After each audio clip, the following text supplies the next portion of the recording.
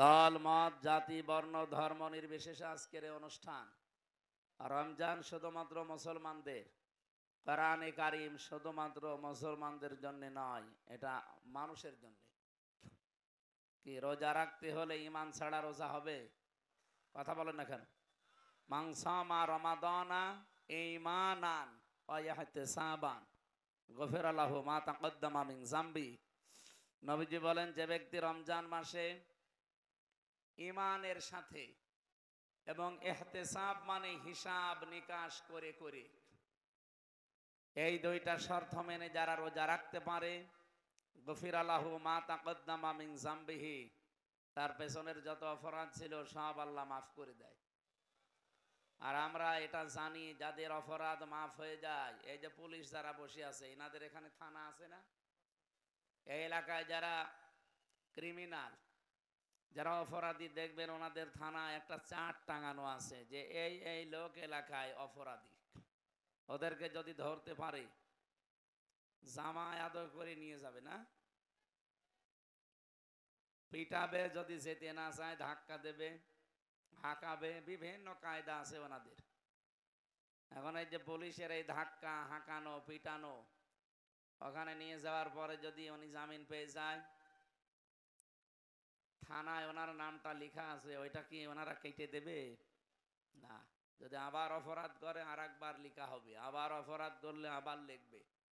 আল্লাহ তাআলা বলেন, আমার নিয়মটা আলাদা। আমার বান্দা বান্দিরা ভুল করে, অপরাধ করে, যদি একবার তাওবা করে জীবনের মতো ফিরে আসতে পারে, ওর অপরাধীর খাতায় আমি আর নামটা রাখি না, পুরাটা ডিলিট করে দিয়ে যত অপরাধ ছিল ওই জায়গাটা নেকি দিয়ে পাল্টিয়ে দেয়। জবান খুলে বলেন আলহামদুলিল্লাহ। এই সুযোগ আল্লাহ সবাইকে দেয়নি, যারা তাওবা করে তাদের জন্য। এই জন্য ইস্তেগফার আর তাওবা এই দুইটা কিন্তু এক জিনিস না। আপনি ইস্তেগফার সব সময় পড়েন, আস্তাগফিরুল্লাহ আস্তাগফিরুল্লাহ পড়েন, গুনাহ মাফ হবে। কিন্তু তাওবা করলে শুধু গুনাহ মাফ হয় না, ইল্লা মান তাবা ওয়া আমানা ওয়া আমিলা আমালান সালিহা ফাউলাইকা ইউবাদদিলুল্লাহু সাজ্জিআতিহিম হাসানাত। সূরা তাওবার এটা ৭০ নম্বর আয়াতে আছে। আল্লাহ তাআলা বলেন, যে মানুষগুলো তাওবা করে ভালো হওয়ার নিয়ত করে যে আমি ভালো হয়ে যাব, এই নিয়ত আমাদের এই রমজানে নেই। কথা বলেন না কেন? 11 মাস যারা মেয়ে লোক দেখলে তাকায়, এই মাসে আর তাকাবে না। ঠিক, মানে এটাই ঠিক হওয়া লাগবে।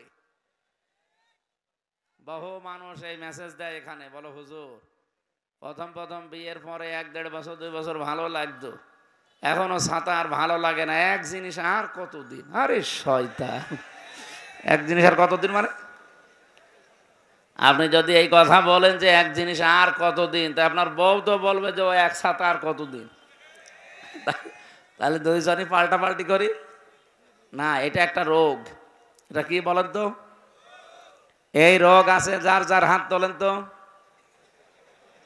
না, এখানে নেই আলহামদুলিল্লাহ। তাহলে আমার মোবাইলে যে মেসেজ আসে কি ফেরেশতারা দেয়? নিজের বউ দেখলে আর ভালো লাগতে চায় না, আকর্ষণও হয় না, অন্যেরটা দেখলেই কেমন যেন মনে হয় যে আল্লাহর নিয়ামত। এটা একটা রোগ। কি বলেন তো? এই রোগ মুক্ত হওয়ার জন্য 2টা ঔষধ আছে, একটা হোমিওপ্যাথি আর একটা অ্যালোপ্যাথি। হ্যাঁ, এই রোগে হোমিওপ্যাথি অ্যালোপ্যাথি গাছড়া দিয়ে হবে না। এখানে আল্লাহ রাব্বুল আলামিন 2টা ঔষধ দিয়েছেন। যারা এখানে এরকম রোগে রোগী আছেন, আজকে থেকে ঔষধ খাওয়া লাগবে। যেহেতু রমজান মাস, কোরআনে কারীম নাজিল হয়েছে, আর কোরআন সব রোগের ঔষধ। বলেন বলেন, শিফাউল লিমা ফিস সুদূর। মানুষের অন্তরেও যত রোগ আছে সব কোরআন ভালো বানাতে পারে, সে ক্ষমতা কোরআনের আছে না? আছে। 2 নম্বরে, আনুনাজ্জিলু মিনাল কোরআনি মা হুয়া শিফাউন ওয়া রাহমাতুল লিল মুমিনিন ওয়া লা ইয়াজিদুজ জালিমিনা ইল্লা খাসারা। সূরা বানী ইসরাইলের 82 নম্বর আয়াতে আল্লাহ বলেন, এ কোরআন নাজিল করার ধারাবাহিকতায় এমন এমন বিধান আমি আল্লাহ দিয়েছি যেটা মুমিনদের জন্য রোগ মুক্তির কারণ। এমন কোন রোগ নেই পৃথিবীতে, শারীরিক এবং মানসিক সব রোগের ঔষধ এখানে আছে। আল্লাহ পাক বলেন, أقل للمؤمنين يغضوا من أبصارهم ويحفظوا فروجهم ذلك أزكى لهم إلى آخر آية। সূরা নূরের ভেতরে আছে 30 নম্বর আয়াত। এটা রব্বুল আলামিন বলেন, মুমিন পুরুষদেরকে আপনি বলেন তারা পরনারী দেখলেই যেন আগে চোখ নিচের দিকে করে। তাহলে প্রথম ঔষধ, মেয়ে লোক দেখলেই, সে যেই হোক, চোখ নিচের দিকে করা লাগবে। শুধু 14 জন মহিলা বাদ দিয়ে। কয়জন? এই ক্লাস চলছে, এটা জবাব দিতে পারেন না? কয়জন বলেন? 14 জনের ভেতরে আপনার মা আছে, আপনার বোন আছে, আপনার মেয়ে আছে, আপনার খালা আছে, আপনার ফুফু আছে। এদের দিকে যদি তাকায় কোনো মানুষ, যত খারাপ হোক, খারাপ নিয়ত নিয়ে তাকায়? নিজের মায়ের দিকে কোনো খারাপ নিয়ত নিয়ে কেউ তাকায় না। সূরা নিসার 21 নম্বর আয়াতে এই তথ্যটা পাবেন। এরকম 14 জনের নাম আপনি দেখে দেখে মিলিয়ে দেখবেন যে এদের দিকে তাকালে অসুবিধা নেই। তো বাকি যারা দুনিয়াতে আছে, সে যেই হোক, ওটা যদি পরিমণি হয় তাকানো যাবে না? হালকা যাবে নাকি? না, একবার যদি চোখ পড়ে যায় অসুবিধা নেই।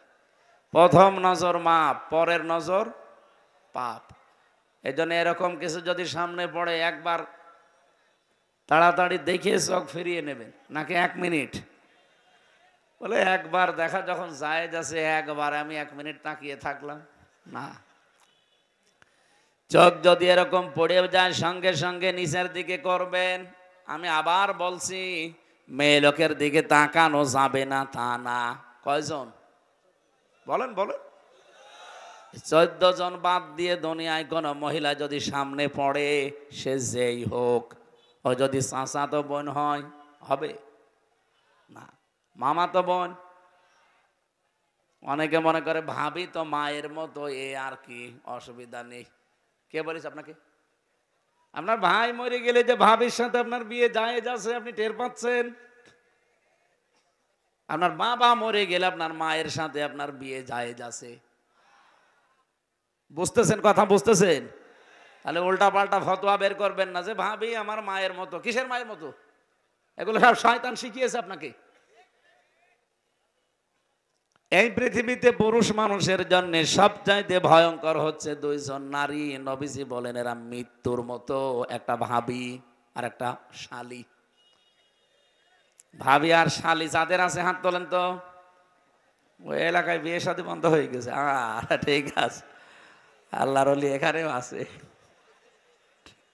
খুব চিন্তা ভাবনা কিন্তু এই 2 জায়গায় ঈমান রাখা এখানে বড় কঠিন হয়ে দাঁড়ায়।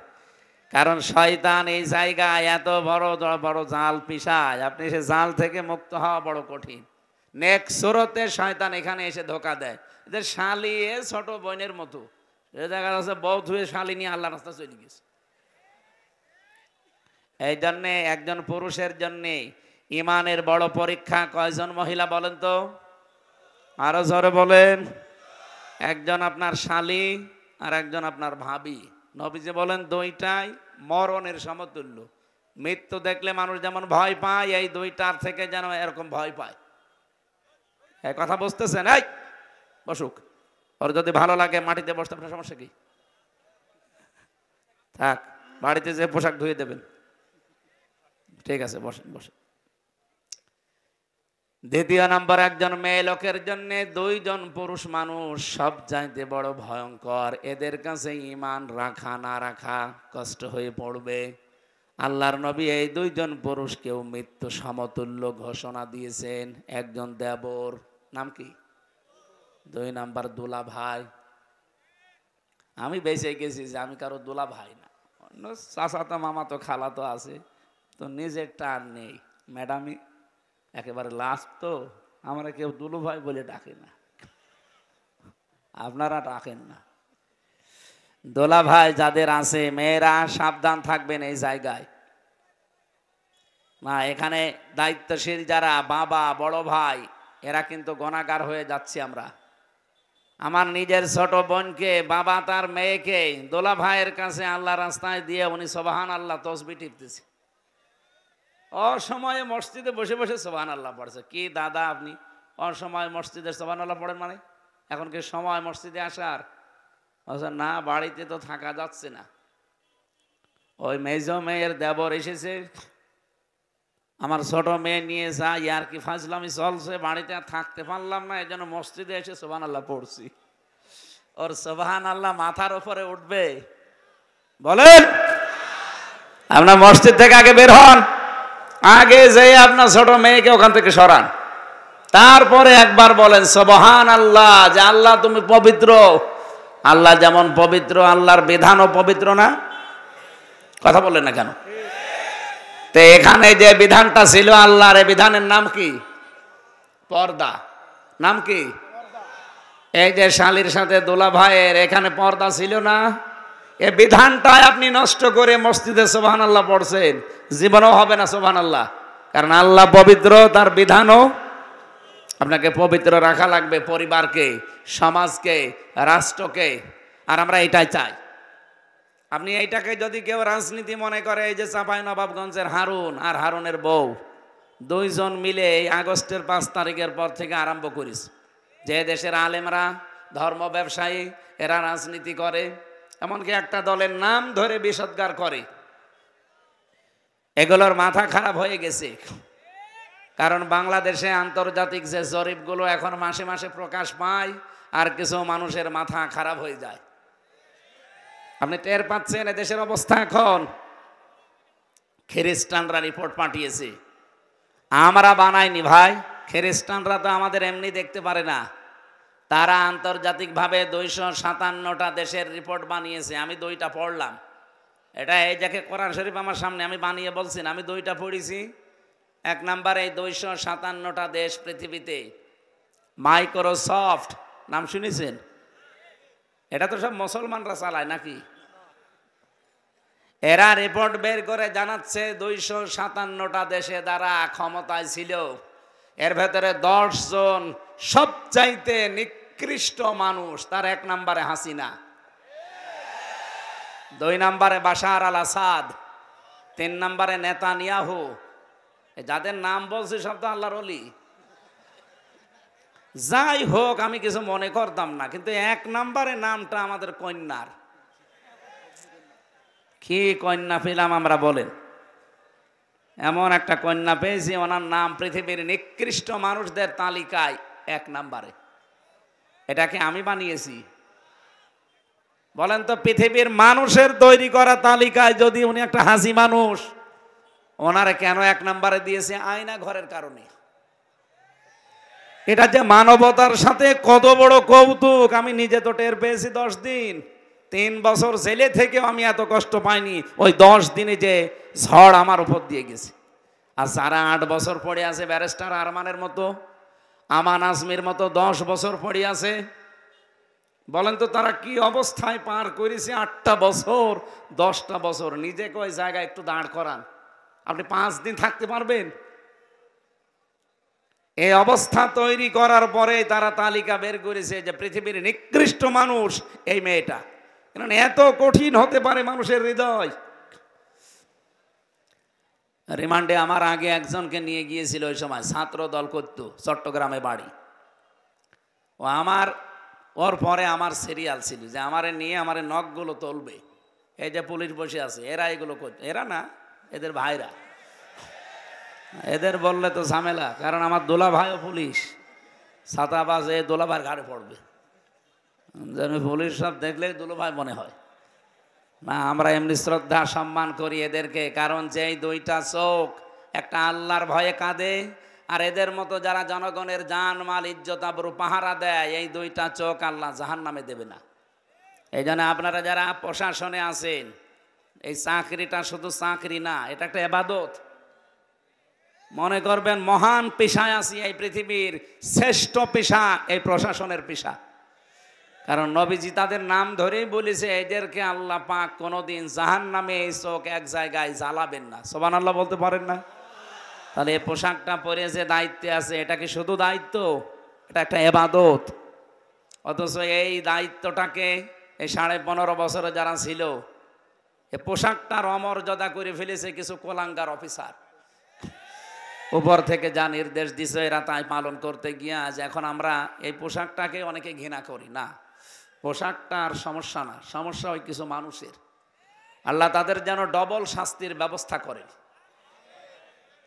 পৃথিবীতে যে যতটুকু অপরাধ করবে ওই অপরাধের ডবল শাস্তি আল্লাহ দুনিয়া আখেরাত মিলে তাকে দান করবে। এই জন্য যাদের কারণে এদের এই বিভাগটা আজকে নষ্ট, মানুষের কাছে কালার হয়ে আছে, আল্লাহ যেন তাদেরকে না ছাড়েন। এমন দৃষ্টান্তমূলক শাস্তির ব্যবস্থা যেন আল্লাহ করেন, তারা যেন নিজ থেকে অন্তত তওবা করার সময় আর না পায়। কারণ তাদের তওবা কবুলও হবে না। মানুষ যখন অপরাধ করতে করতে সীমা অতিক্রম করে চলে যায়, তখন আল্লাহ বলেন ইন্নামা নুমলি লাহুম লিয়াজদাদু ইসমা ওয়া লাহুম আযাবুম মুহিন। মানুষ যখন পাপের বোঝা ছাড়িয়ে যায় তখন তাদেরকে অপমানজনক শাস্তি দেয়। আমরা আগস্টের 5 তারিখের পর থেকে দেখতে পাচ্ছি জালেমদের আল্লাহ যা দিয়েছে এর চাইতে অপমান আর কি করবে। এখনো অনেক বাকি আছে যাদের অপরাধ বেশি তাদের। আমার মনে হয় এই মুহূর্তে বাংলাদেশে যদি বেনজির সাহেব উনি এমনি হঠাৎ করে এরোপ্লেন থেকে পড়ে যায় অথবা হেলিকপ্টার থেকে পড়ে আপনার এই রাজশাহী দুর্গাপুরে এই দাউকান্দি বাজারে বসে আছে, যখন পিটিয়ে মেরে ফেলবে না? আমি যতটুকু দেখছি সারা দেশে তাই। যারা জালেম ছিল তাদের অবস্থা আল্লাহ ঠিক ওইটাই বানিয়ে দিয়েছে। কুষ্টিয়ার হানিফ সাহেবকে যদি এখন কেউ একা পায়, আমার মনে হয় ওর ছোট ঠ্যাঙও কেটে ফেলবে। আমি কি বানিয়ে বলছি? অথচ আগস্টের 5 তারিখের আগে কুষ্টিয়ায় আসলে 14টা গেট বানানো লাগতো তার জন্যে। এখন গেট না, ওর বাড়ির এখন পায়খানার প্যানও মানুষ খুলে নিয়ে চলে গেছে। এই যে এর নাম আযাবুম মুহিন। জালেমদেরকে আমি আল্লাহ পাপের শাস্তি এত নিকৃষ্ট দেই যে দুনিয়া কল্পনাও করতে পারে না যে এত নিচে মানুষ নামে কি করে। বলেন তো, বাড়ির পায়খানার প্যান যারা খুলে নিয়ে চলে গেছে তাদের কি রাগ ছিল তার উপরে। ওরে যদি সামনে পেত একেবারে টুকরো টুকরো করে ফেলতো না? কিছুই হয়নি। আপনারা 15.5 বছরে যা করেছেন এখনো কিচ্ছু পাননি। অথচ আজকে আদালতে দেখলাম কামাল মজুমদার প্রতিমন্ত্রী ছিল একজন, উনি আজকে তওবা করছে যে জীবনে যদি কোনোদিন বেঁচে থাকি কোনোদিন আর আওয়ামী লীগ করবো না। তো তোর বেঁচে থাকার দরকার কি? তোর আওয়ামী লীগ করার আর দরকার কি? এদেশে পরিচয় আর দিতে পারবে মানুষ না, সে মুখ আপনাদের আর নেই। 100 বছরে অন্তত এই দেশে যারা আমরা জীবিত আছি, 100 বছরে এই ফ্যাসিস্ট যারা, সন্ত্রাসী যারা, মানুষের নামে যারা জঙ্গি মামলা দিত বানিয়ে বানিয়ে, আমি বাস্তবতা বলছি ভাই, এটা যে সব জঙ্গি মামলা বানানো নাটক ছিল তার প্রমাণ এই 7 মাস। আপনি নিজের পক্ষ থেকে বলেন তো, এই 7 মাসে একটা জঙ্গি ধরা পড়েছে? কথা বলেন না কেন? হাসিনা থাকলে 7 মাসে 1000 আলেম জঙ্গি মামলায় জেলে যেত। কিচ্ছু জানে না একজন মানুষ ঘুমিয়ে আছে ঘরে, ধরে নিয়ে যে 2-3 মাস মাটির নিচে রাখবে, চুল দাড়ি গোপ বড় বড় হয়ে যাবে নকমক, তখন তুলে বলবে এই যে জঙ্গি ধরা পড়েছে। কিচ্ছু না, জঙ্গি বাংলাদেশে নেই। জঙ্গি যদি থাকে যারা পালিয়েছে তারা ছিল জঙ্গি।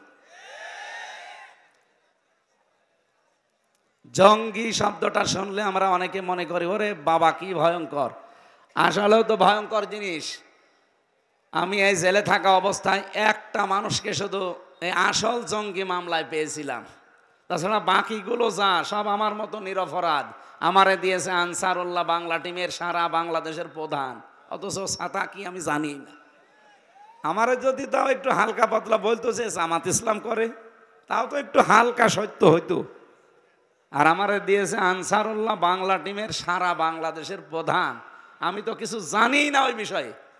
আমাকে মেরে ফেললেও তো কিছু পাবেন না। রিমান্ডে 10 দিন একাধারে শুধু এই প্রশ্নই করতো, বলেন কে কে কোথায় আছে। আরে ভাই আমি তো চিনি না কাউ, কি বলবো আমি? আর আমি আন্দাজে একজনের নাম বলে তারা বিপদে ফেলবো? একজনকে পেয়েছিলাম, আব্দুল মতিন, ও হচ্ছে আল্লাহ দলের সভাপতি সারা বাংলাদেশের। ও 17 বছর ছেলে আছে। পরে একদিন বললাম, ভাই আপনি তো সভাপতি আল্লাহ দলের, তো সেক্রেটারি কে? বলছে আমার ছেলে। ও সভাপতি, ওর ছেলে সেক্রেটারি, আর কেউ নেই সারা বাংলাদেশে, ওদের আর কেউ নেই, ওরা দুই বাপ বেটা, দুইজনই ছেলে। এই হচ্ছে জঙ্গির নাটক। আমি রমজান মাসে রোজা ছিলাম সারাদিন, কোরআন শরীফ আমার সামনে, সত্যি আমি মাথায় নিয়ে বলতে পারি, রিমান্ডে আমি গোপন কথা ওদের শুনেছি। ওরা নিজেরাই বলছিল, এই যে আসাদুজ্জামান কাউন্টার টেররিজমের, আর মনিরুল ইসলাম, আমার দায়িত্বে যারা ছিল, আসাদুজ্জামান, আব্দুল মান্নান, শেখ ইমরান, এই মানুষগুলো আমি নিজে দেখেছি। ওরা বসে বসে বলা কাওয়া করছে যে এইভাবে আর কত দিন, আর কত মানুষকে এভাবে ফাঁসাবো, নিজেরা বলছিল। ওরা মনে করছে যে আমারে নিয়ে আসেনি, অথচ আমার চোখ বেঁধে, হাত পেছনে বেঁধে, আমার মাথায় দড়ি দিয়েছে, এক ঘরের ভেতরে রেখেছে, ওদের মনে নেই। ওরা বসে বসে পাশের রুমে এই গল্প করছে, সবগুলো আমি ওই দিন শুনেছি। আপনার বিশ্বাস না হলে একটা পুলিশকে ধরে একা একা জিজ্ঞেস করেন, ওরা বলবে। এগুলো সব বানানো নাটক ছিল, কারণ নাটক লিখতো যে মহিলা, সে মহিলা পালিয়েছে। আর এই নাটকগুলো যারা মঞ্চস্থ করত, তারা এখন সবই পালিয়েছে। এই জন্য এদেশে আর জঙ্গি নেই। কি এরপরও দাদা মোদি কয়েকদিন আগে গিয়েছিল ট্রাম্পের কাছে, যে আমাদের দেশে জঙ্গি আছে, এই মিথ্যা সিত্তা বানিয়ে তার কাছে শোনাবে। ডক্টর মোহাম্মদ ইউনূস ও কায়দা করে ঠিক ওই দিনই বিশ্বের আন্তর্জাতিক মিডিয়াগুলো নিয়ে আয়না ঘরে গেছে। ও সেই দিন গেছে, মোদি গেছে একেবারে জায়গা মতো, আর এ গেছে জায়গা মতো। ট্রাম্প যে কিছু বলবে, আন্তর্জাতিক মিডিয়া সব দেখাচ্ছে, এই দেখেন আয়না ঘরের কি অবস্থা। জাতিসংঘ রিপোর্ট পেশ করে দিয়েছে, ট্রাম্প জাতে মাতাল হলো তাহলে ঠিক আছে। বলছে মোদি, আপনি আমার বন্ধু ঠিক আছে, কিন্তু কি দেখছি, ডক্টর মোহাম্মদ ইউনূস সাধারণ মানুষ না, ও আন্তর্জাতিক খেলোয়াড়। আপনি তো চার দোকানদার, আর সে নোবেল প্রাইজ প্রাপ্ত মানুষ। মোদি চার দোকানদার ছিল, এটা মিথ্যা কথা? হ্যাঁ, কোথায় চায়ের দোকানদার আর কোথায় নোবেল বিজয়ী? দুইজনের ব্রেন কিয়ামত পর্যন্ত এক হবে? ওদের ব্রেন শুধু মিথ্যা কথা বলা, কারণ গরুর মদ খায় তো। হ্যাঁ, সত্য যেটা সেটা বলছি, ওরা গরুর মদ খায় না, এই জন্য ওদের ব্রেনের ভেতরে শুধু মিথ্যা কথা। আন্তর্জাতিক রিপোর্ট বের হচ্ছে, পৃথিবীতে 257টা দেশ, সবচাইতে বেশি মিথ্যা তথ্য ছড়ায় ভারত। আমি ভারত বিদ্বেষী না, ভারতে আমার হাজারো মুসলমান, অনেক হিন্দু ভাইরা আছে, কিন্তু উগ্র যারা এই মোদি দাদার মুরিদ, এদেরকে তো মেনে নেওয়া সম্ভব না। এই মানুষগুলো নাকি মাটির নিচে, এরা এখন মন্দির খোঁজে, তাও যেখানে সেখানে না, যেখানে মসজিদ সেই জায়গায় নাকি 500 বছর আগে মন্দির ছিল। পিটিয়ে সোজা করা দরকার শয়তানগুলোকে। পৃথিবীর মানুষেরা মাটির নিচে পায় তেল, গ্যাস, সোনা, রূপা, আর শয়তানরা শুধু মন্দির পায়। মিথ্যা কথা বানিয়ে বলার জন্য গেছে, আর একেবারে মুখের উপরে মনে হচ্ছে বাড়া ভাতে লবণ দিয়েছে, খা। ও বলেছে যে মোদি, এটা তোমার ব্যাপার আর হাসিনার ব্যাপার, এ বিষয়ে আমাকে কথা বলবা না। আমি বলবো কি, ইউনূস কি খেলা খেলেছে দেখেছো? আমি এখন মুখ খুললে সারা বিশ্ব থেকে আমার উপরে চাপ আসবে। বাস্তবতা এইটাই। আমি যে কথা বলছিলাম, এই যে আয়না ঘরের এই বিষয়টা, এই মানুষগুলো এত কঠিন আচরণ করত।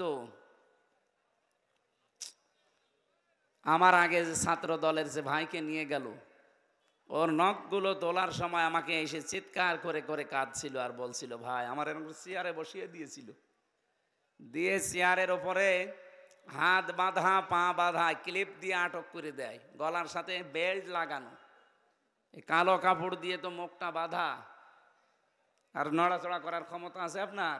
এই অবস্থা। হঠাৎ একটা সুইচে টিপ দেবে, একবারে 1 মিনিটে 120 বার ঘুরবে। আপনি বুঝতেছেন বাস্তবতা কি? নিজেকে দাঁড় করান তো আপনি। 1 মিনিটে যদি 120 বার হয়, 1 সেকেন্ডে কয়বার? অথচ মাথাটা কি চক্কর দেয়, 1 মিনিট পরে মনে হবে আমি 8-10টা দুনিয়া দেখতে পাচ্ছি। এর ভেতরে ফ্রন্টাল লব আছে। যারা বিজ্ঞানী, যারা এই যে চিকিৎসা নিয়ে কাজ করে, দেখেন মাথার ভেতরে আল্লাহ ফ্রন্টাল লব দিয়েছে, প্যারাইটাল লব দিয়েছে, অক্সিপিটাল লব দিয়েছে, টেম্পোরাল লব দিয়েছে, এরপরে মোটর কর্টেক্স দিয়েছে, সেন্সরি কর্টেক্স দিয়েছে, লব দিয়েছে। রাজশাহী বিভাগ তো চিকিৎসায় অনেক উন্নত। যারা ডাক্তার আছে জিজ্ঞাসা করেন কি সূক্ষ্ম জিনিসের ভেতরে। 1 মিনিটে 120 বার ঘুরলে আপনি এমনি 8-10টা দুনিয়া দেখবেন। এরপরে মেশিন আমাকেও দেখিয়েছে, এরকম একটা মেশিন নিয়ে আসে, এ হাতের সাথে পায়ের সাথে লাগানো, শুধু একবার টিপ দিলে নখগুলো সব একবারে খুলে চলে আসবে। আমি যদি মিথ্যা বলি, কোরআন শরীফ আমার সামনে, পুলিশকে জিজ্ঞাসা করেন, ওরা যদি ওইরকম দায়িত্বে থাকে জিজ্ঞাসা করেন, একবারে নখ খুলে চলে আসে সব। নখ খুলে চলে আসলে তো ফিনকে দিয়ে রক্ত বের হয়, তখন লবণ ছিটিয়ে দেয়। আমি নিজে এগুলো ফেস করে এসেছি, আমার বলতে ভয় লাগে, অথচ এগুলো পার করে আসলাম। মানুষ 5 দিন 10 দিন এভাবে থাকতে পারে, কল্পনায় আসে। 8 বছর কাটিয়েছে একটা মানুষ, 10 বছর কাটিয়েছে। আমি 10 দিনে হাফ পাগল হয়ে গিয়েছিলাম, আর সে লোকটা 10 বছর 8 বছর কাটিয়েছে। আপনি ভাবতে পারেন মানুষ কত নিচে নেমেছে। এই জন্য আন্তর্জাতিকভাবে পৃথিবীতে 1 নাম্বার নিকৃষ্ট মানুষের তালিকায় নাম এসেছে মহিলার। 2 নম্বরে নাম পেয়েছি বাশার আল আসাদ, কয়েকদিন আগে পালিয়েছি। 3 নম্বরে নেতানিয়াহু, এটা হাজার হাজার লক্ষ লক্ষ মুসলমানদেরকে বিনা কারণে তাদের বাড়ি ঘর থেকে উৎখাত করছে, দুনিয়া থেকে বিদায় করছে। এটা 1 নাম্বার রিপোর্ট। 2য় নাম্বার রিপোর্ট পেয়েছি 257টা রাষ্ট্রের ভেতরে বাংলাদেশ দিয়ে তার একটা রিপোর্ট দিয়েছে। ভাই এগুলো পড়বেন। আমি দেখেছি এই রিপোর্টে আগস্টের 5 তারিখের আগে মাত্র 100 জনের 15 জন মানুষ চাইতো যে দেশে ইসলাম কায়েম হোক। কতজন? 100 জনের মাত্র 15 জন। তার ভেতরে হয়তো এই ভাই একজন হবে। হ্যাঁ, আমি সত্যি কথা বলছি। 100 জনের মাত্র 15 জন, তার ভেতরে এই ভাইয়ের মতো হয়তো সারা বাংলাদেশ মিলে একজন। হিসাব করেন। অথচ যে ফেব্রুয়ারির 28 তারিখের রিপোর্ট আবার শেষ হয়েছে, মার্চের 1 তারিখ আবার বের হয়েছে। এই রিপোর্টে দেখা যাচ্ছে 100 জনের 66 জন মানুষ এখন চাচ্ছে বাংলাদেশে ইসলাম কায়েম হোক। মাত্র 7 মাসও হয়নি, এখনো 2 দিন বাকি আছে। কি আজকে 3 তারিখ না? 7 মাস হতে এখনো কয়দিন? এখনো 2 দিন। 7 মাসও হয়নি, 15 থেকে 66 জন চলে এসেছে। আপনি আর 6 মাস যেতে দেন, এদেশের 100 জনের 100 জন মানুষ বলবে যে আমরা এই দেশে কোরআনের বিধান চাই। এটা অনেকে বুঝে ফেলেছে, তো এই জন্য বলে কোরআনের মাহফিলে এসে রাজনীতি করে, এটা ধর্ম ব্যবসা। আরে শয়তান, তুমি যে দুর্নীতি করে টিন চুরি করে ধরা পড়ো। কে? শুল্কমুক্ত গাড়ি সরকারের, সেটা বিক্রি করে দিয়ে উনি জেলে যায়। সরকারি ট্রানের টিন বিক্রি করে চুরি করে জেলে যায়। দলের জন্য, মানবতার জন্য, আল্লাহর জন্য, ইসলামের জন্য একদিনও জেল খেটেছে হারুন? না, 2 বার জেলে গেছে, 2 বারই তার নিজের ব্যক্তিগত গুনার কারণে। ট্রানের টিন চুরি করে বেচে দেয় যে লোকটা, সরকারি গাড়ি বেচে দেয়, শুল্কমুক্ত গাড়ি। আপনি কেন এগুলো করবেন? আপনার মুখে কোনোদিন একামতে দিনের কর্মীদের বিরুদ্ধে সমালোচনা মানায়? কোরআনের মাহফিলে এসে রাজনীতি করা লাগবে না, অর্থনীতি করা লাগবে, যেটা আলেম ছাড়া তারা বুঝবে। আপনার বলে দেওয়ার দরকার কি? আপনার পেটে বম মারলে আপনি একটা আয়াত শুদ্ধ করে বলতে পারবেন? যারা বলে কোরআনের সাথে রাজনীতির সম্পর্ক নেই, আমি ওপেন চ্যালেঞ্জ দিচ্ছি। আমার ছোট্ট মাথার ভেতরে 918 জায়গায় আমি পেয়েছি কোরআন দিয়ে এই দুনিয়ায় রাজনীতি করা লাগবে। যাদের মাথা এরকম বড় বড় তারা তো আরো বেশি পাবে। আমার এই ছোট মাথায় যদি 918 জায়গায় পাই, যারা আরো বেশি পড়াশোনা করে তারা আরো বেশি পাবে না? আর উনি বলতেছে না কোরআনের সাথে রাজনীতির সম্পর্ক নেই, এটা মুনাফিকের কথা। আর এটা যদি কেউ বিশ্বাস নিয়ে বলে থাকে তার ঈমান নেই। এই কথা বলছেন না কেন? আল্লাহ যেটা বলে ওটার বাইরে কথা বললে তার ঈমান থাকে? বলেন। এই যে কাদিয়ানীদেরকে আমরা কাফের বলি, কেন বলি? কারণ 6666টা অথবা 6236টা আয়াত, একটা প্রসিদ্ধ একটা বিশুদ্ধ, দুইটাই ঠিক আছে।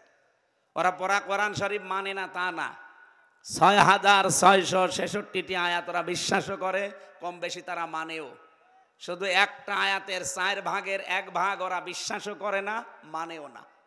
ওটা সূরা আহজাবের 40 নম্বর আয়াতের মাঝের অংশের একটা শব্দ আছে, মা কানা মুহাম্মাদুন আবা আহাদিম মির রিজালিকুম ওয়ালাকির রাসূলুল্লাহ ওয়া খাতামান নাবিয়্যিন।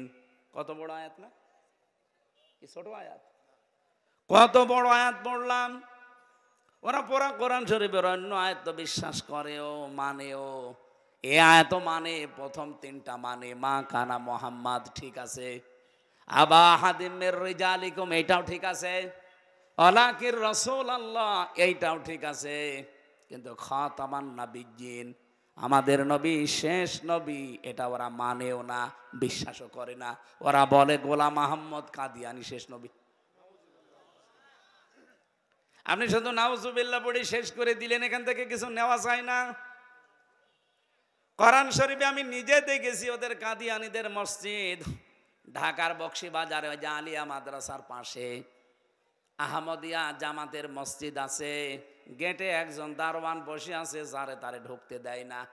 ওদের বিশ্বাসে যারা বিশ্বাসী তাদেরকে ঢোকায়। ওরা কিন্তু আমাদের মতো আজান একামত দিয়েই নামাজ পড়ছে, সূরা ফাতিহা দিয়েই নামাজ পড়ছে, কিন্তু খাতামান নাবিয়্যিন এইটা ওরা বিশ্বাস করে না, ওরা মানে না, বলে না এইটুকু বানানো। কোরআনে কারিমের শুধু এতটুকু একটা শব্দ, 4টা মাত্র অক্ষর, খ আলিফ তা মিম, খাতাম। খাতাম মানে শেষ। এই শেষ শব্দটা ওরা মানতে চায় না। ওরা মুহাম্মদুর রাসূলুল্লাহকে শেষ নবী বিশ্বাস করে না, মানে না। ওদের বিশ্বাস, ওদের মানার বিষয় যে গোলাম আহমদ কাদিয়ানী শেষ নবী। এতটুকু অস্বীকার করার কারণে যদি ওরা কাফের হয়, কাদিয়ানীদের সাথে মুসলমানদের ছেলে মেয়ে বিয়ে দেওয়া জায়েজ নেই, এটা আলেমরা জানিয়েছে। তামাম দুনিয়ার সব আলেমরা একমত যে কাদিয়ানীদের সাথে ছেলে মেয়ে বিয়ে দেওয়া যাবে।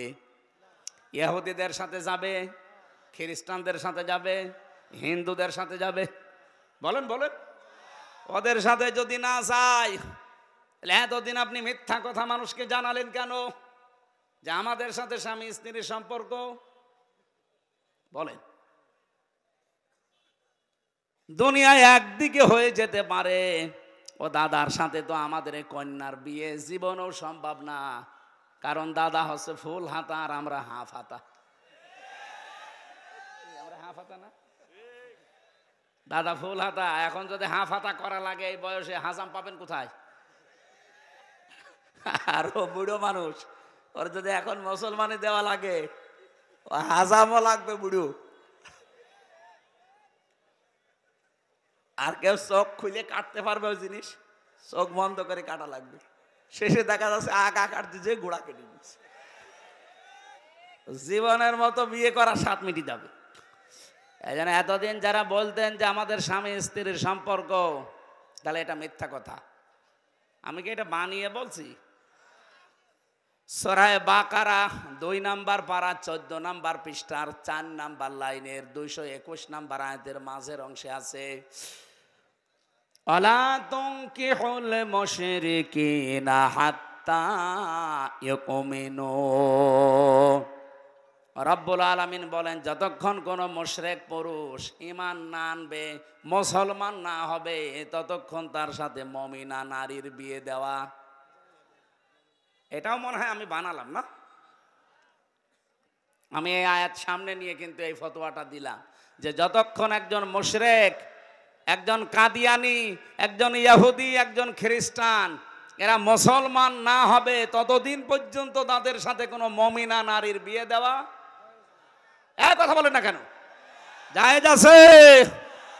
এই আয়াতের উপরে তাফসীর করেছিলাম সিঙ্গাপুরে, যে ওরা কাফের, ওদের সাথে মুসলমানদের সন্তানদের বিয়ে দেওয়া জায়েজ নেই। ওই আগস্টের 5 তারিখের পরে আমার কয়টা অনুষ্ঠান ছিল সিঙ্গাপুর, মালয়েশিয়া, থাইল্যান্ড, এই দেশে। আমি ওখানে প্রায় হাজার হাজার মানুষ কথা বলেছিলাম এই কায়দায়। কে? ও হ্যাঁ, ওনারা দেখলেও মনে হয় সব হয়। আমার মন মতো একটা মানুষ। আমি ওই সময় জেলে ছিলাম, উনি যখন ওই কাজটা করেছিল। বুকের পাঠা আছে, রাজশাহীর কৃতি সন্তান। আল্লাহ রাব্বুল আলামিন তার মাথাকে যেন আরো উঁচা করেন। এই আপনি দাঁড়িয়ে আছেন মানে, বসেন বসেন। আমার ভাইরা, যেই কথাটা তুলছিলাম, পৃথিবীর নিকৃষ্ট মানুষদের তালিকায় যাদের নাম এসেছে শুধু আয়না ঘরের এই নির্যাতনের কারণে, বিশ্বের আন্তর্জাতিক মিডিয়াগুলো কিন্তু আজ এগুলো দেখিয়েই দিয়েছে অলরেডি। আমরা যারা এখানে আছি, আমরা এমন একটা দেশ তৈরি করতে চাই কিয়ামত পর্যন্ত বাংলাদেশে যেন কেউ আয়না ঘর বানাতে না পারে। এ দাবির পক্ষে আপনারা নেই? কারা কারা আছেন? লিল্লাহে তাকবীর। দেখেন তো হাত তোলেনি কে? যেটা তুলবে না ওটা আয়না ঘরের পক্ষে।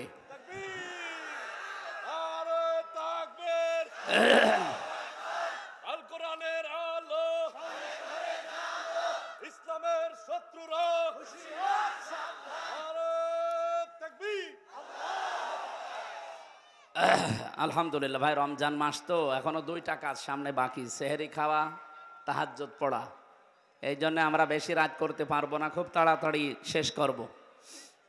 আমরা অন্তত যেগুলো তথ্য তুলেছিলাম এগুলো যদি সামারাইজ করে বলতে হয়, এক কথায় জবাব দিতে হয়, কোরআনে কারিমে পৃথিবীর শুধুমাত্র মুসলমানদের জন্য না, এটা সবার জন্যে। এই জন্য অন্য ধর্মের মানুষও, দুর্গাপুর নামটা দেখে মনে হচ্ছে অন্য ধর্মের মানুষ এখানে আছে। এই জন্য অন্য ধর্মের মানুষও যদি এই দেশে এখানে থেকে থাকেন, আপনাদেরকে ওয়েলকাম জানাচ্ছি, স্বাগতম জানাচ্ছি। আজকের এই অনুষ্ঠান শুধুমাত্র মুসলমানদের জন্য না, এটা সবার জন্য। এক কথা বলে না কেন? মানুষ পদবাচ্যে যারা বিবেচিত, সবার জন্য আজকের এই অনুষ্ঠান। কথা বলেন ঠিক কিনা? না, ধর্ম যার যার উৎসব, সবার এই কথা বলা যাবে না। এটা উৎসব না, এটা কোরআনের অনুষ্ঠান, এটা সবার জন্যে। কিন্তু ধর্ম যেটা আমি ধর্মীয় ভাবে পালন করি, যে ফরজ নিয়মগুলো এবাদত মনে করে, ওইগুলো কিন্তু সবার জন্য না। যেমন নামাজ, এটা কি হিন্দুদের জন্যে, খ্রিস্টানদের জন্যে? বলেন বলেন। লাকুম দীনুকুম ওয়ালিয়া দীন, এই আয়াত অনুযায়ী ধর্ম যার যার, উৎসব তার তার। হ্যাঁ, আমাদের ধর্মে জোর জবরদস্তি নেই, লা ইকরাহা ফিদ্দিন। আমাদের ধর্মে কোনো বাড়াবাড়ি নেই, মারামারি নেই, কাটাকাটি নেই, জবরদস্তি নেই। যদি থাকতো 850 বছর এলাকা আমরা শাসন করেছিলাম, একটা হিন্দু থাকার কথা ছিল না। এমনকি দুর্গাপুর এই নামটাও থাকার কথা ছিল না। এক কথা বলেন না কেন? আমরা দুর্গাপুর বা কেটে দিয়ে আমরা মোহাম্মদপুর বানাতে পারতাম, মুসলিমপুর বানাতে পারতাম। কিন্তু না, আমরা জোর জবরদস্তি করি না ধর্মের উপরে। আমি সেদিন কলেজের এক অধ্যাপক, উনি বিসিএস ক্যাডার, ওনারে বলেছিলাম যে স্যার, আপনাকে আমি মুসলমান হতে বলি না, আর আমরা জোরও করি না। হ্যাঁ, এদেশের মুসলমানরা যদি জোর করতো তাহলে 4 ভাগ হিন্দু পিটিয়ে মুসলমান বানিয়ে ফেলতাম। কিন্তু আমাদের ধর্মে যেহেতু এটা নেই, আমি আপনাকে আমার ধর্মীয় গ্রন্থ কোরআনে কারিম শুধু মাতৃভাষায় পড়েন আর ইংরেজিতে পড়েন, এটা পড়বেন। আপনি যেহেতু আরবি পড়তে পারেন না, বলছে না হুজুর আমি শিখবো। আমি 3 মাস সময় দিলাম আপনারে। 3 মাস উনি কোরআন পড়েছে পুরাটা। 3 মাসের পরে দেখি নিজেই মুসলমান হয়ে গেছে। এই জন্য আমরা রমজানুল মুবারকে, কোরআন নাজিলের মাসে এসে পৌঁছিয়েছি। তাফসীর মাহফিলগুলো আমি রমজানে করি না, আপনারা জোর করে নিয়েছেন। এটা রমজানের আগে ছিল 27 তারিখে ফেব্রুয়ারি, ওটা আমি সময় দিতে পেরেছিলাম না, বাইরের দেশে যাওয়ার একটা ছিল। আমি এই কারণে সিরিয়ালগুলো এলোমেলো হয়ে গেছে। রমজানে এখন বাধ্য হয়ে আমার মা বাবা, এমনকি ম্যাডামও রাগ করছে যে সারা জীবনই বাইরে থাকো, রমজানেও থাকবা না। থাকবো কি করি, মানুষ তো জোর করে নিয়ে যায়। তারপরেও যেহেতু আমরা 11টা পর্যন্ত সময় নিয়েছি, এ পর্যন্ত থাকবেন তো আপনারা? আলহামদুলিল্লাহ। আমি এর ভেতরে সামারাইজ করে আয়াতের মূল শিক্ষা নিয়ে বাড়ি যেতে পারবো ইনশাআল্লাহ। রব্বুল আলামিন জানিয়েছেন, শাহরু রমাদান আল্লাযী উনজিলা ফীহিল কুরআন। এই সেই মাস যার নাম রমজান। আল্লাহ কেন বিশেষ করে রমজান শব্দটা উল্লেখ করলেন? রমদন শব্দের শাব্দিক অর্থ হচ্ছে জ্বালিয়ে দেওয়া, পুড়িয়ে দেওয়া, ছারখার করা, শেষ করা, নিঃশেষ করা। প্রায় 33টা অর্থ পেয়েছি আমি রমজান শব্দের। কি পুড়িয়ে দেয় রমজান এসে? আল্লাহ বলেন পৃথিবীর মানুষের যত অপরাধ আছে, গোনা আছে, সব পুড়িয়ে দেয়। কেন পুড়িয়ে দেবে? আল্লাযী উনজিলা ফীহিল কোরআন, কারণ এই মাসে আল্লাহ কোরআনে কারীম নাজিল করেছেন। রাজে সাহেব আসি এদিকে তাকিয়ে বলেন ১৫০০ বছর আগে এই কোরআন নাজিল হয়েছে রমজান মাসে। ১৫০০ বছর আগে এই পৃথিবীতে রমজান মাস ছিল না। হ্যাঁ, রমজান ছিল, কিন্তু রমজানের যে মর্যাদার কথা আমরা শুনি, এ মাসে একটা সওয়াবের কাজ করলে অন্য মাসে ৭০টা সওয়াব হয়। এক রাকাত নামাজ পড়লেও অন্য মাসে ৭০ রাকাতের সওয়াব হয়। এগুলো ছিল না, ছিল না। নবীদের হাদিস পড়ছিলাম আজকে, বিশ্ব নবী জানিয়েছেন রমজান মাসের চাঁদ যখনই ওঠে ওই দিন থেকে জান্নাতের সব দরজা আল্লাহ খুলে দেয়। না, জান্নাতের দরজা এমনিই খোলা থাকে, আরো পরিষ্কার করা হয়, বিউটিফাই করা হয়, আরো যত রকমের সৌন্দর্য আছে বৃদ্ধি করা হয়। জান্নাতের ভেতরে এক প্রকার গান আরম্ভ হয়। জাহান্নামের যত দরজা আছে যেগুলো বন্ধ আছে ওগুলো আরো বন্ধ করা হয়। আমি হাদিসের এই দুইটা শব্দ বুঝতাম না। ফতিহাত আবওয়াবুল জান্নাহ, গুল্লিকাত আবওয়াবু জাহান্নাম, আবওয়াবুন নার। এই হাদিসের এই দুইটা শব্দ আমি বুঝেছি জেলখানায় যাবার পরে। ওখানে বহুদিন 3টা বছর যেহেতু আটক ছিলাম, এই যে সাদ সাহেব আছে, আমি জেলে পেপার পড়ছিলাম, হঠাৎ দেখছি আবু সাইদ সাদ একটা কাজের মতো কাজ করিস, ওনারে ধরে নিয়ে জেলে দিয়েছিল। পরবর্তীতে আমরা দুইজন যেহেতু এখানে আসি, একেবারে অরিজিনাল সাক্ষী। জেলখানার গেট, বাংলাদেশে যত জেল আছে সব জেলখানার গেট 24 ঘন্টা তালা লাগানো, কোনো সময় খোলা থাকে? 1 সেকেন্ডও খোলা থাকে না। হ্যাঁ, কেউ গেলে খুলে দেবে, ঢুকিয়ে আবার তালা লাগিয়ে দেবে। আমি এইটা বুঝেছিলাম হাত্তা ইদা জাউহা ফতিহাত আবওয়াবুহা ওয়া ক্বাল, এই আয়াতের তাফসীর পড়তে গিয়ে যে আল্লাহ জাহান্নামের বর্ণনা দিতে গিয়ে জানিয়েছেন যে জাহান্নামের মানুষগুলো যখন যাবে গেটে, গেট কিন্তু খোলা থাকবে না, বন্ধ। ও যাওয়ার সঙ্গে সঙ্গে দারোয়ান যিনি আছে মালিক, উনি খুলে দেবে। উনি ভেতরে যাবার পরে আবার তালা লাগিয়ে দেবে।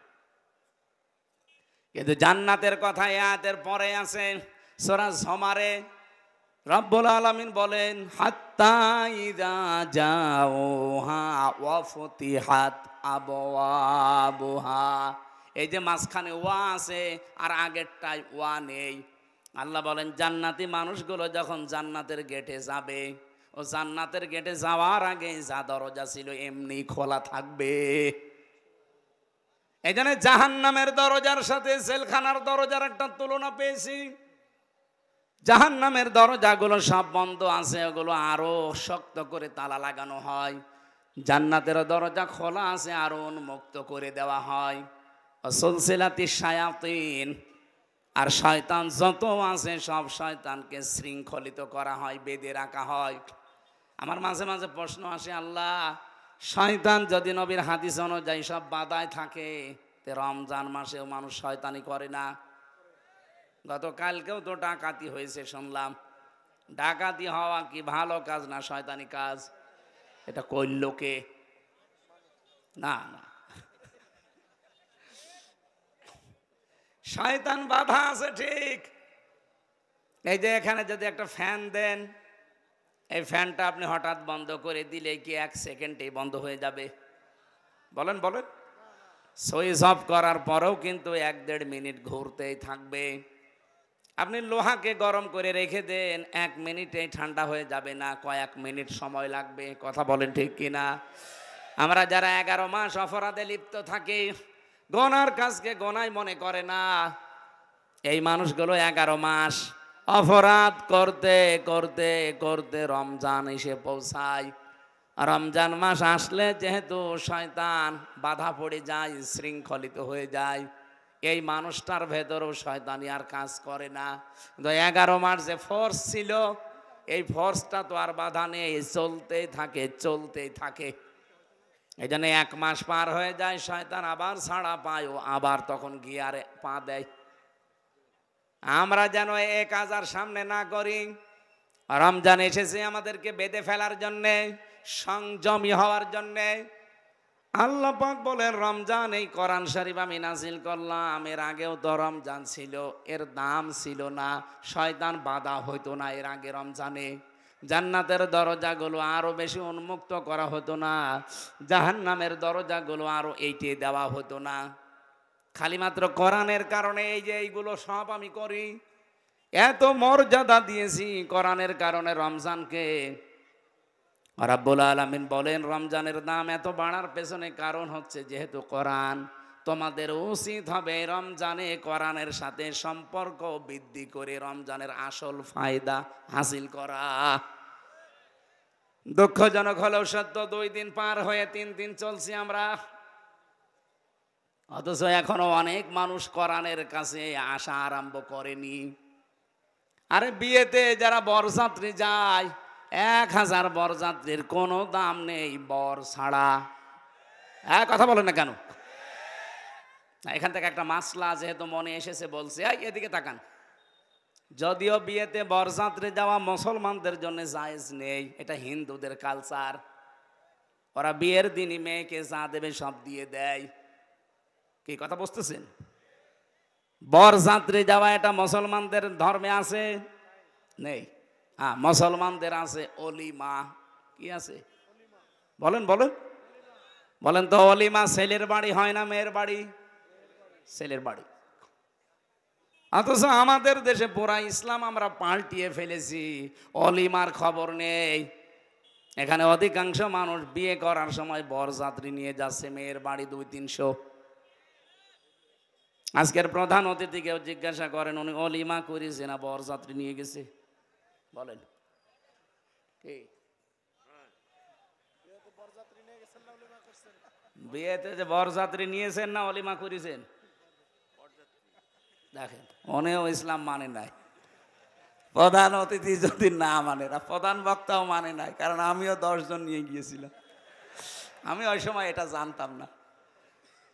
আমরা যেহেতু এখন জানি, এখন থেকে আর কেউ বরযাত্রীর দাওয়াত দিলে যাবেন না, না আর কোনো সুযোগ নেই।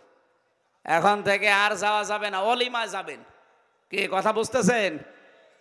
বারবার বলছি এই কারণে, কারণ আমার 3টা মেয়ে, আমার ছেলে নেই, আমার বাঁচা লাগবে না। না তারপরেও যেহেতু ইসলামে নেই, আমরা এটা আর সামনে যেন না করি। আমরা যেহেতু বুঝি যে বরযাত্রীর কোনো মূল্য নেই, 1000, 2000, 5000 হলেও যদি বর না থাকে, এমনকি যদি বর না এসে বরযাত্রী খাবার আগেই খেয়ে নেয়, মেয়ের বাবা আমার মনে হয় পিটিয়ে খাবার আবার বের করে নেবে। এ কথা বলেন না কেন? যেই দাম মর্যাদা, এত ইজ্জত রমজানের সব গোনা পুড়িয়ে দেবে, তারা আসল বরকে, সেইটাই আপনি জানেন না, তার সাথে আপনার সম্পর্ক ভালো না। কেন আজকে থেকে নিয়ত করা যাচ্ছে না, পাক্কা নিয়ত, যে 1 মাসের ভেতরে আল্লাহর কালাম আমি শিখবই, তাও যেমন তেমন ভাবে না, এটা আমি শিখবো একেবারে শুদ্ধ করে। আমরা যারা মুসলিম আছি, অন্তত যেখানে আছি ওই জায়গা থেকে আজকে নিয়ত করে যান যে রমজানে আমি কোরআন শিখবই। অনেকে মনে করতে পারে আমার 70 বছর বয়স, আমার দাঁত পড়ে গেছে, আমার হবে হবে না। মানে আমার বাবার বয়স তো কত, এখন প্রায় 64-র উপরে হবে।